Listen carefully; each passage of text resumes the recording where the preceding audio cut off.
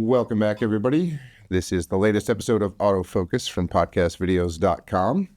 It's Brooke Galligan over there. Hello. And I'm Dan Kraft. We're talking today about the difference between wireless and hardwired communications here in the studio. This is the cameras we're talking about. Obviously, Our microphones are wired. Always, yes. And these are run all the way up front to where the equipment is, the actual recording takes place up there. Now, the cameras are here in the room, obviously. Now, talk to me a little bit about how we get the video from here to there. Yeah. Wireless versus hardwired. Yeah, so this is the 4K setup that we keep talking about. And so what we have is we have three Blackmagic micros. They're all attached to the wall, and they're all hardwired with HDMI. And so we have HDMI cables that run from in here all the way to the front, to the lobby, and they plug into a switcher. And it's the ATM Mini is what we're using for that. So they plug into the switcher, and then the switcher is where it records. So we have an ISO switcher, which records all of the channels all at once. So once you hit record, all three of those channels are recording. And so you have those, and it records to an external SSD. And this is the cabling that is carrying the actual video feed. This is not the power to the camera. The camera itself is also plugged in just on the wall below it. Mm-hmm. That's providing power to the camera. This is what we're talking about, is the hardwire that takes the video feed from the camera up to the mixing equipment. Mm-hmm. Yep, to the front desk, yep. Now, we also hardwired up the last generation of the camera. We had the 1080p's, the Logitech Mevos, but we'd originally had them beaming wirelessly. Now, we hardwired them because wireless was giving us a few issues.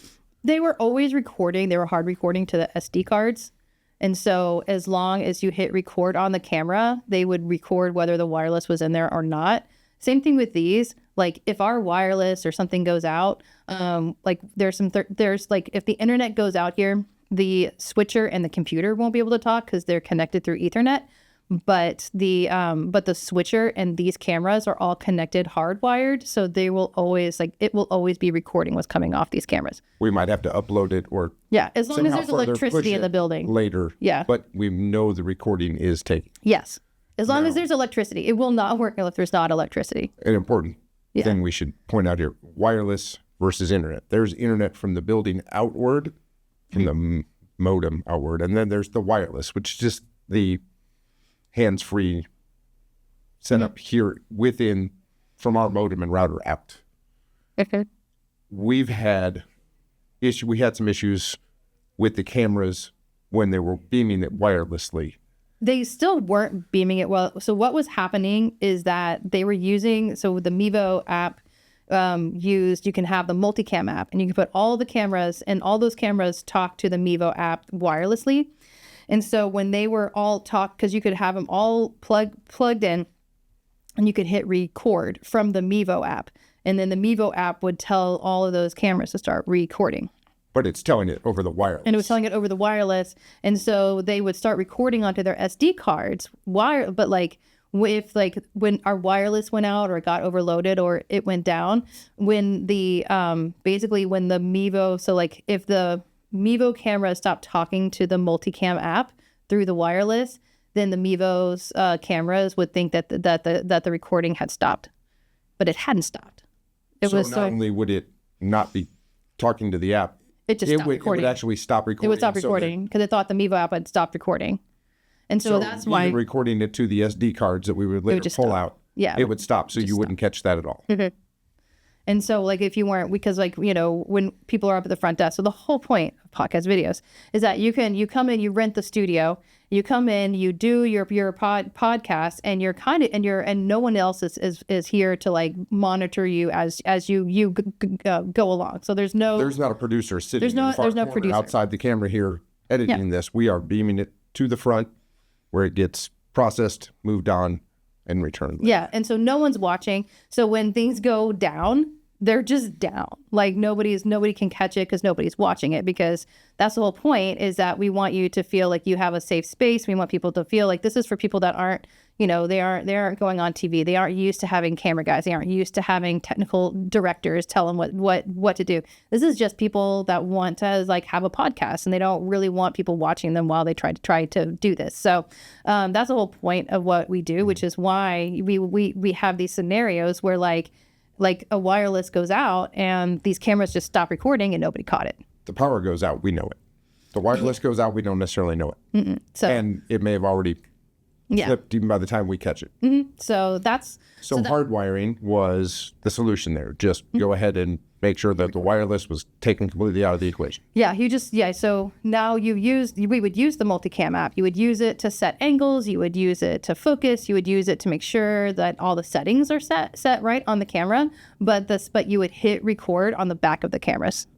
And so we would always hit record. And so you would see these red lights, which is why we always talk about the red lights. So if you saw all these red lights, we were recording, everything was fine. If for some reason one of these lights stops turning red, hey client, please tell us because something went wrong. If it's blue. Yeah, if it starts blinking. Yellow, I think it had at one point too. Yeah, that's not a good one. And we're like, let us know. So then it kind of like helps put the client back in charge too of like understanding what's going on with the cameras. So that's why when we decided to hardwire everything. And so you can even hardwire those Mevo starts. And so that's when they had these Ethernet connectors, and we could get everything into the Ethernet. And so it took off the cameras never went off the internet, and then the cameras, but we still would just hard record. And so after every recording, you still have to pop out the SD cards, and these are like the micro SD cards. They're very easy to lose in the carpet. They're especially in the carpet we have. So if you because sometimes we would pop it out and it would just shoot out, and you'd be like, oh no. That's not as theoretical as we'd like it to be. It's not. My favorite one was when the one shot out and it landed in somebody's pocket, and it took us like 2 hours to find it because it was in their pocket. In the pocket of the jacket they weren't actually wearing. Yeah, it was in the pocket of the jacket they weren't wearing. So, yeah. So, now I do remember this. We're talking about a $300 or $400 camera with the Mevos that we originally went from wireless to hardwired. The adapters to hardwire them were something like $200 a camera. They were not cheap. It was like $200 just to get them on the Ethernet. Yeah. To get them off of the wireless completely. Looking back, would we, or you in this case, be better off spending the $900 or $1,000 and just making the jump to 4K? No, it just depends on what you're trying to do. Because when you're looking at if you're just doing a one person, like you're on your computer, what was great about the Mevos is that once they were hardwired and they were on Ethernet, you could turn on NDI. And so, which means that the computer, it basically means that camera can now be found on the network. And so you can actually start putting lots of cameras, basically you can start using a lot of stuff through what we tried, OBS and other kind of streaming systems. And so if you're looking at a smaller kind of setup, sometimes it might be easier to use a combination of webcams, like Mevos, other things that you can NDI through, and then just kind of streaming it into one computer, and then just going live with something like OBS. We position ourselves as the experts, but I understood about a third of what you just said. Okay, well, it's okay, but yeah, it's but we did because we tried OBS again, and while I could get 3 cameras recording, source recording all at once. And with the audio coming in from the Rodecaster and it coming out in basically a stream, and it all looked really well. But the second we had to do 5 cameras, my computer, the CPU just Let's go the other way for a minute. A mobile kit. We'll talk about those again soon. Yeah. And we've done several different versions of this, but you're out somewhere, you're recording from a remote location. You may not have a whole lot of choice. You may have to figure out a way to hardwire. You may have to depend on a Wi-Fi that may or may not be working. You just keep an eye on it. when it drops. Yeah. I always recommend hardwiring. If you're in a location where you don't know what's going on, hardwire. You're HDMI, USB-C, whatever you need to do to get everything talking with the wires that's there for you to control. Also, if you start working with things on a network.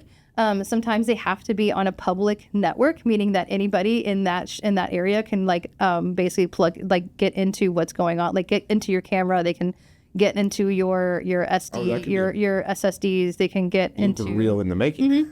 Yeah, they can access stuff and start taking stuff out, especially. So whenever you're in a place where you're not really sure what's going on, it's having the hardwire with you, hardwire in there. That's a good best practice. Yeah, and so even when we do when we take the a Mevo out, we usually will use either the Mevo hotspot or the wireless just to do the settings. It's literally just for settings.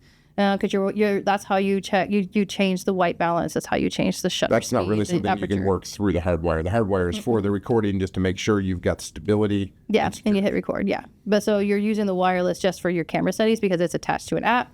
But if you have a regular DSLR or mirrorless ones, all of that stuff is right there, and you have a monitor. And so it just depends on what you're trying to do. Mm-hmm. But yeah, you don't want to put things that are talking through a network up on a public network because now anybody can see it. But you also don't have to worry about the Wi-Fi crashing out or limiting on the bandwidth if you do it that way. Yeah, or you could just completely take the internet all the way out of it and just have everything just close hard or you're just recording to take home, or you're trying to live stream too. Yeah. Well, obviously, if you live stream, you need the internet. So yeah. That's a good point. Yeah. We can't live stream it anywhere else, can we? I mean, Western Union, maybe? No, we could probably live stream it for anybody that walked in here. They could watch it live while we recorded. Sure. Those poor people. Okay. So, guys, that's our quick dive into the hardwired versus wireless. Mm-hmm. When you're here, when you're there, when you're out in public, that's, the wireless, it's not your friend sometimes. That's all we should really say. Yeah, well, you want to try to make it, one of the things is you want to have the least amount of failure points as possible. And so the least amount, so if you're adding in not only all these cables talking, they all have to plug in and talk to each other and keep power running and all this other stuff. And then you add in the extra layer of internet. It just opens you up for more things to go wrong. Because, it's just, there's something to do with anything that's electronic or anything like that, anything technology. If it can go wrong, it will. And so it's always good to just minimize the things that could go wrong. That's what I always like to do. Good deal.